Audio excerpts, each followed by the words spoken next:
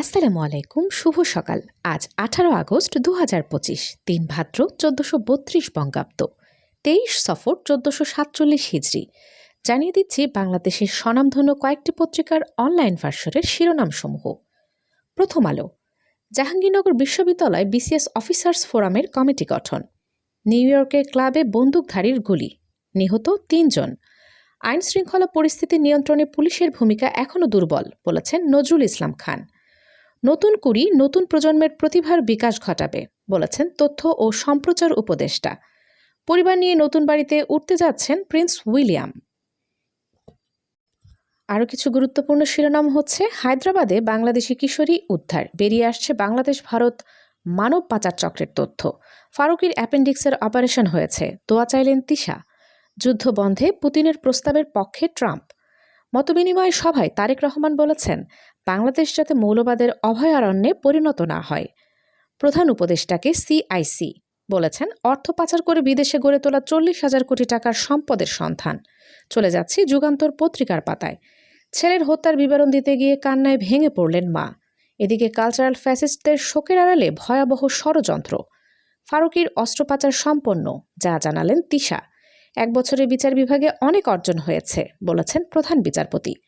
আসিয়ানে যোগ দিতে অর্থনৈতিক ও কৌশলগত সম্ভাবনা তুলে ধরেছে বাংলাদেশ, বলেছেন প্রধান উপদেষ্টা।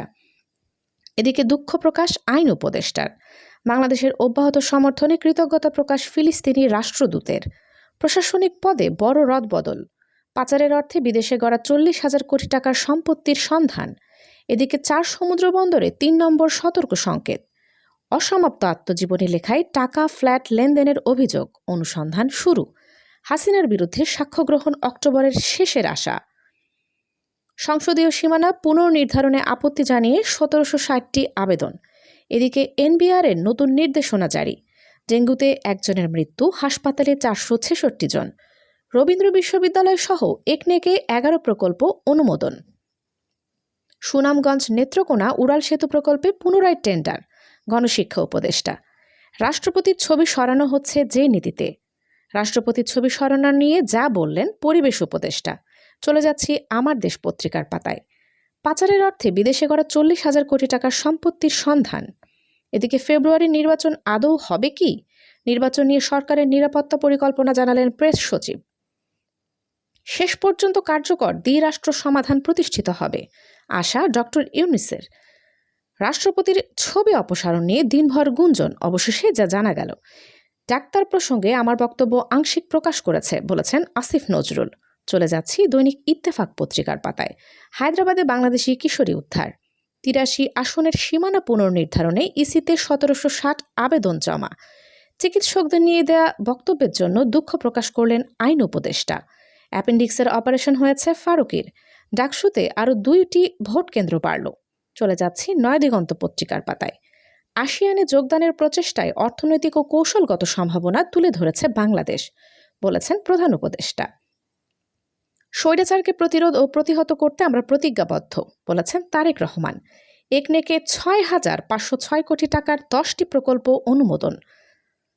অন্তর্বর্তী সরকারের বিবৃতি, রিকশা চালককে গ্রেফতারের বিষয়ে ওসির ব্যাখ্যা তলব। শেখ হাসিনা সহ 3 জনের বিরুদ্ধে অক্টোবরের মধ্যে সাক্ষ্য গ্রহণ শেষ হবে। চলে যাচ্ছি নয়াদিগন্ত পত্রিকার পাতায়। জুলাই ঘোষণাকে পূর্ণাঙ্গতা ও জুলাই সনদকে আইনি ভিত্তি দিতে হবে, বলেছেন মিয়া পরওয়ার। সংসদে 50% বেশি নারী প্রতিনিধিত্বের পক্ষে মঈন খান। বিদেশে 40,000 কোটি টাকার সম্পত্তির সন্ধান পেয়েছে এনবিআর, যে কারণে বিভিন্ন দূতাবাস থেকে সরানো হয়েছে রাষ্ট্রপতির ছবি। মাই টিভির চেয়ারম্যান নাসির উদ্দিন সাথী গ্রেফতার। সবশেষে চলে যাচ্ছি যায় দিন পত্রিকার পাতায়। বিদেশে পাচার করা অর্থে গড়া 40,000 কোটি টাকার সম্পত্তির সন্ধান পেয়েছে এনবিআর। তৌহিদ আফ্রিদির বাবা নাসির উদ্দিন গ্রেফতার, যে কারণে বিভিন্ন দূতাবাস থেকে সরানো হয়েছে রাষ্ট্রপতির ছবি। এদিকে রাজধানীতে ফিলিং স্টেশনে আগুন, বিস্ফোরণের শব্দ।